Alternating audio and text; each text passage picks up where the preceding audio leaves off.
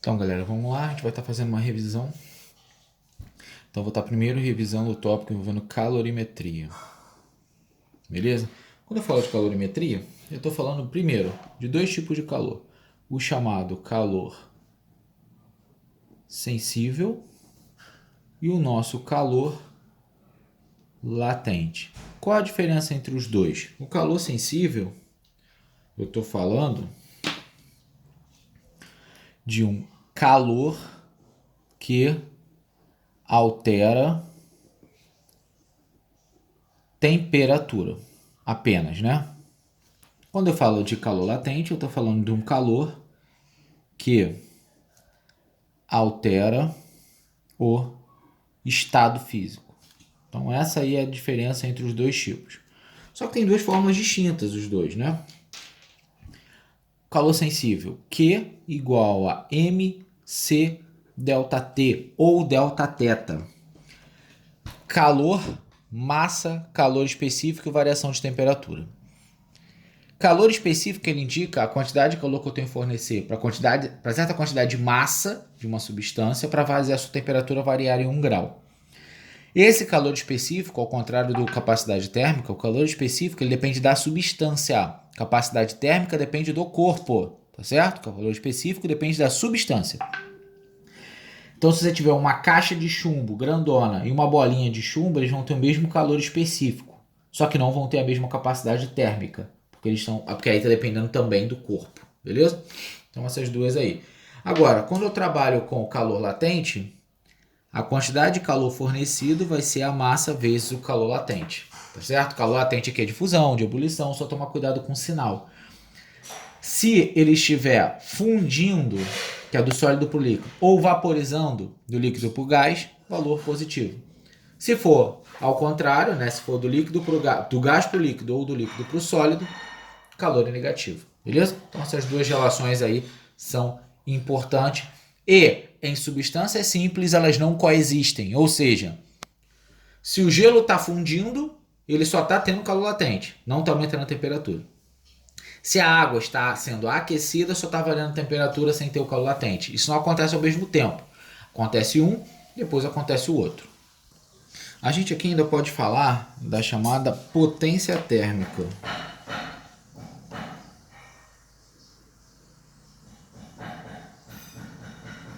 Beleza? O que seria a nossa potência térmica? É a quantidade de calor fornecida em determinada unidade de tempo. Então aqui da potência térmica, eu estou falando que a potência é energia térmica, que é o calor, por tempo. Bom, então essa é a formulazinha de energia térmica. Agora, a capacidade térmica, para a gente terminar esses conteúdos iniciais,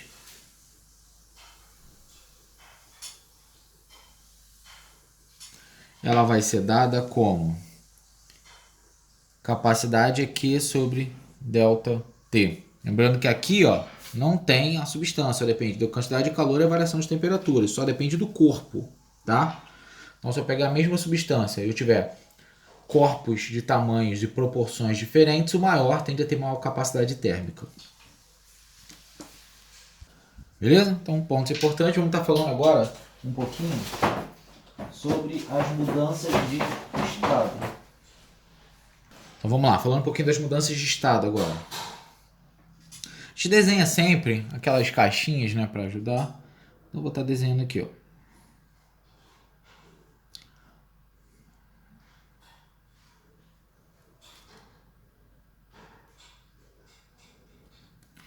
Então, eu tenho aqui sólido, líquido, gasoso.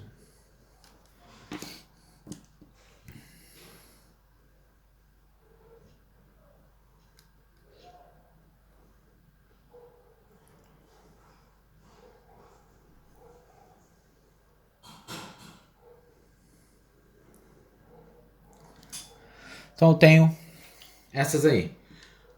Sólido para o líquido. Esse processo é chamado de fusão.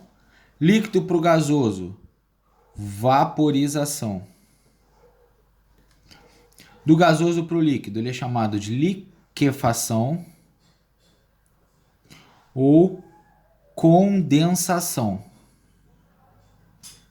Beleza? Liquefação ou condensação. Do líquido para o sólido, ele é chamado de solidificação.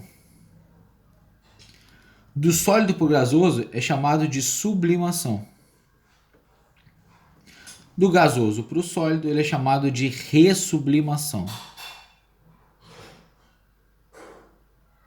Não é o nome mais atual, antigamente era chamado ida e volta de sublimação, mas o mais atual é sublimação ida, ressublimação volta. Quando eu falo de vaporização, eu tenho que lembrar que eu posso ter três tipos, né? Eu tenho a evaporação, eu tenho a ebulição e eu tenho a calefação. Então são os três tipos que nós temos aí quando eu falo de vaporização. Esses três estão aqui dentro. Evaporação, passagem lenta e gradual.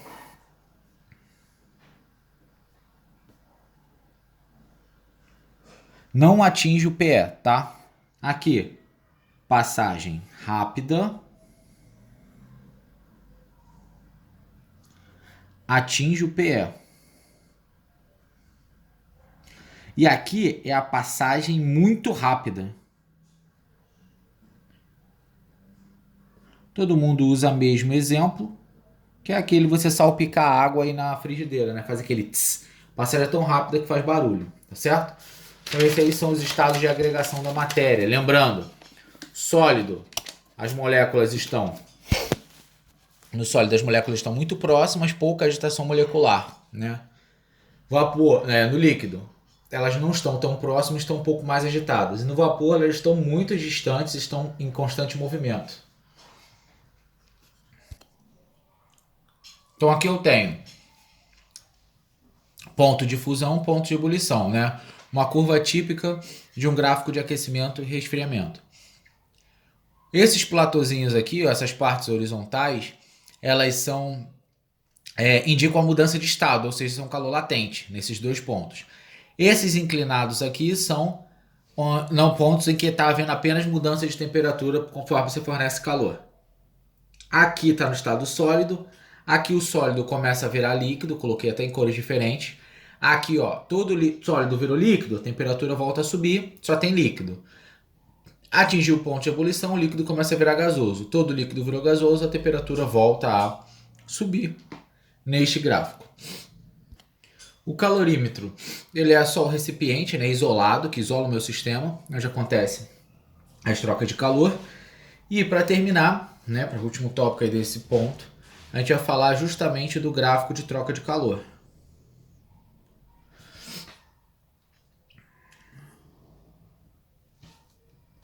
Então, se você tiver duas substâncias que vão estar em contato,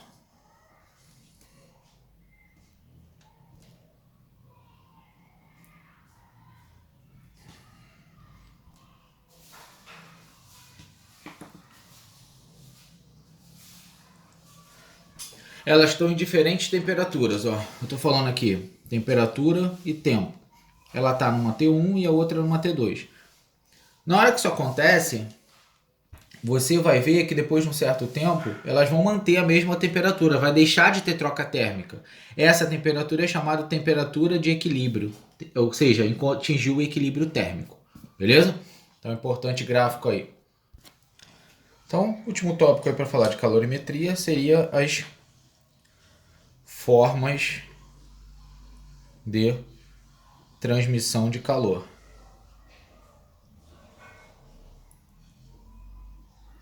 Então você tem condução, você tem a convecção e você tem a irradiação. Certo? Então quando eu falo de condução, eu estou falando de contato direto entre corpos, tá certo? Por exemplo, quando você pega, você se queima quando você toca a sua mão numa superfície quente. Já que os dois são sólidos, né? Os dois estão falando de corpos, e o processo é condução. Então aqui a transferência acontece a partir da presença de pelo menos um fluido. Quando eu falo de um fluido, estou falando de um gás ou um líquido, tá certo? Então, você tem a presença, por exemplo, o ar-condicionado, ele me refresca, ou o ventilador, através da presença de um fluido. Né? No caso do ar-condicionado, o ar vem frio, gelado, e esse ar faz a troca térmica comigo a partir de um fluido. E radiação a partir de ondas eletromagnéticas. Beleza? Tópicos importantes aí para falar de calorimetria. Então, pessoal, vamos falar um pouquinho sobre MRUV, depois a gente fala de ondas para terminar essa revisão. Então, falar do nosso MOVE, que é um movimento retilíneo uniformemente variado. Quando a gente fala do MOVE, a gente lembra logo de três fórmulas, né? S igual a S0 mais V0T mais AT ao quadrado dividido por 2, V igual a V0 mais AT e V ao quadrado é igual a V0 ao quadrado mais 2A delta S. Beleza. A primeira, a gente chama ela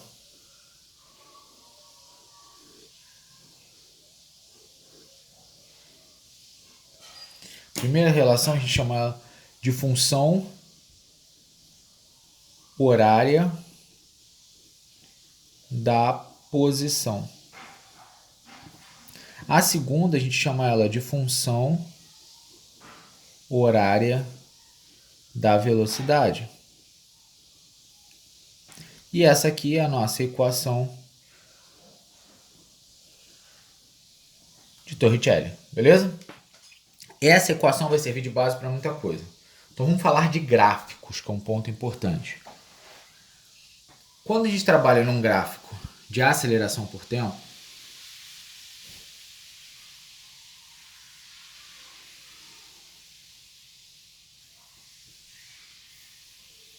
no MOVE eu tenho ou ele acima ou abaixo da horizontal. Se ele estiver abaixo da horizontal, a aceleração negativa. Se ele estiver acima da horizontal, a aceleração positiva. Se eu estiver fazendo a mesma análise, só que o gráfico for de velocidade por tempo,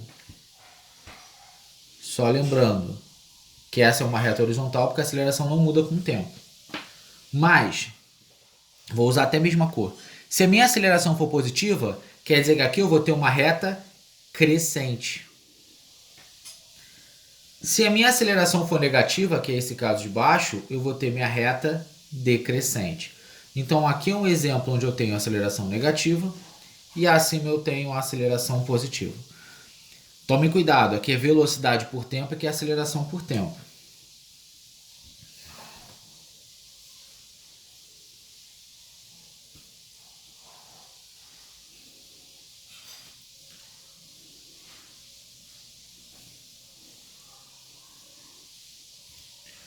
Então agora eu vou fazer um gráfico posição por tempo. Então aqui nesse caso, eu vou estar escrevendo até separado para não confundir. Primeiro eu vou fazer aceleração positiva. Quando a minha aceleração é positiva, eu vou ter posição por tempo, é uma função de segundo grau, então é uma parábola. Só que se for positiva, parábola voltada para cima. Se ela for negativa, como são esses casos aqui, eu vou ter parábola voltada para baixo. Beleza? Positiva e negativa, os dois são gráficos posição por tempo. Então aí eu tenho o estudo dos gráficos. Só um detalhe. Qualquer gráfico que eu tenha velocidade por tempo, eu consigo achar o deslocamento pela área do gráfico. Se eu fosse, por exemplo, deixa eu colocar aqui embaixo para não misturar o gráfico. Se eu fosse, por exemplo, colocar isso aqui, ó,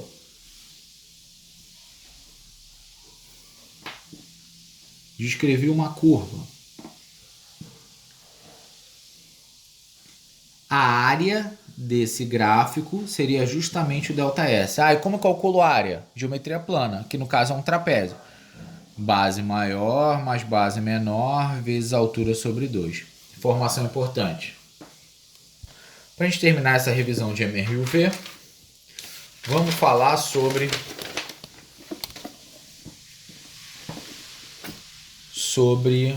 a parte de classificação de movimento. Eu posso ter velocidade positiva, velocidade negativa, então a gente vai avaliar o movimento de acordo com essas relações. Então vamos colocar aqui o diagrama.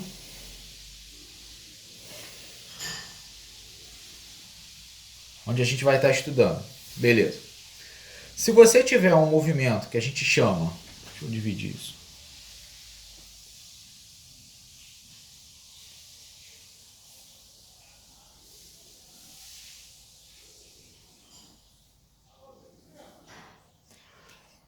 Se a gente tiver um movimento onde a aceleração é maior que zero e a velocidade é maior que zero,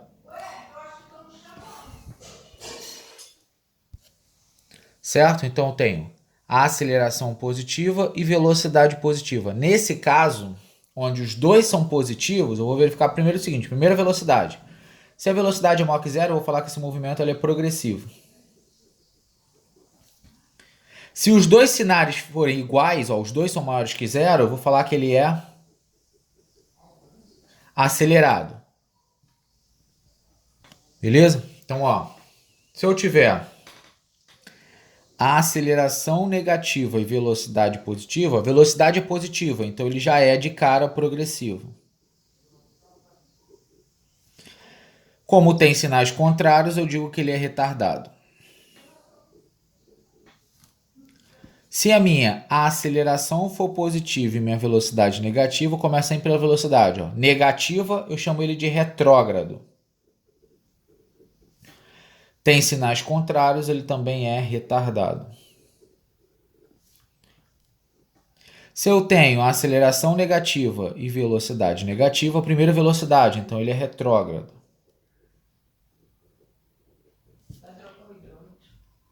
Como os dois são iguais, eu digo que ele é acelerado. Beleza? Característica aí, último que a gente tinha que ver associada a MRUV. Vamos estar falando um pouquinho de ondas. Então vamos lá, revisando ondas. Falar dos tipos de onda rapidinho.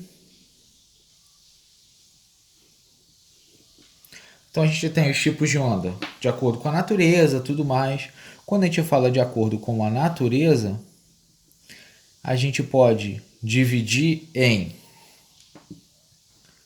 mecânicas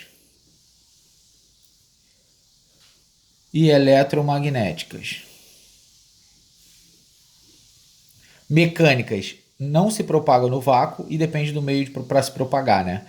Preciso ali, sólido, líquido e gasoso, a velocidade muda. Eletromagnéticas não precisam de um meio para se propagar. Aqui é a luz. Aqui, por exemplo, o som. Tá certo? A onda eu também consigo descrever quanto à propagação. Então eu posso falar que uma onda ela é transversal ou ela é longitudinal. Ela vai ser transversal quando direção e sentido, direção de vibração e a direção de propagação forem perpendiculares. Longitudinal quando elas forem paralelas, beleza? Aí ela também pode ser em 2D, em 1D ou 3D, de acordo com o número de dimensões que ela vai se propagar. Se eu for desenhar uma onda aqui,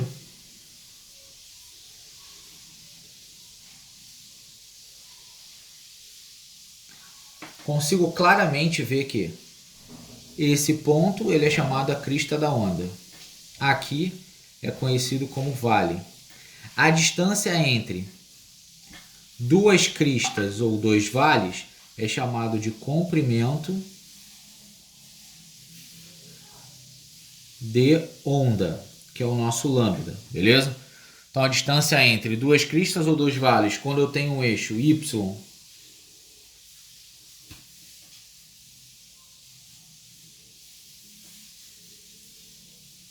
x, dois são comprimentos, eu falo de comprimento de onda. A distância do topo até a metade eu chamo de amplitude. Beleza? Do meio até o topo ou do meio até embaixo. Se eu pegar de crista até vale, 2 vezes a amplitude. Sei também que V é igual a lambda F. Certo? De forma semelhante, V também é igual a lambda sobre T. Até porque a frequência é o inverso do período. E a frequência também é o número de ciclos por tempo. Frequência é o número de ciclos por tempo e o período, o tempo para que aconteça um ciclo. Beleza? Então, vamos falar só de alguns fenômenos fisiológicos para a gente estar fechando a nossa revisão. Que é só os tópicos mais importantes. Vamos lá. A gente tem timbre, a gente tem altura, a gente tem intensidade. Vou falar de todos os fenômenos, né? A gente tem a reflexão, refração,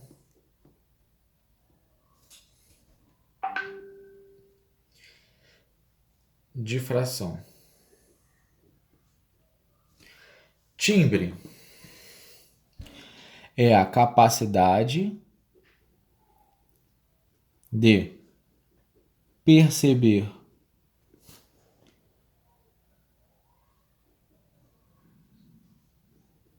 mesma frequência, ou seja, sons de mesma frequência de diferentes fontes. Estou falando aqui do formato da onda. A altura. A altura está associada à frequência. Quanto maior a frequência, maior a altura. E diz se um som é mais agudo ou grave. Intensidade. Intensidade. Então, quando eu falo de intensidade, eu estou falando justamente da amplitude da onda. Quanto maior a amplitude, maior a intensidade. Eu estou falando da força do som. Certo? Quanto maior a força, maior a amplitude. Mais longe ele consegue chegar, né? É o que a gente chama de você aumentar o volume, né, do aparelho de som, por exemplo. Frequência. Onda incide sobre superfície e retorna ao meio de origem, ou seja, bate e volta. Refração, onda incide sobre superfície e atravessa. Difração, onda contorna obstáculos. Tá bom? Isso aí são os pontos mais importantes quando a gente fala de ondas em revisão final aí. Desejo a todos uma excelente prova. Lembrando que as matérias estão lá no Classroom. Então é sempre bom dar uma estudada e a revisão é só para fechar o conteúdo. Valeu, aquele abraço.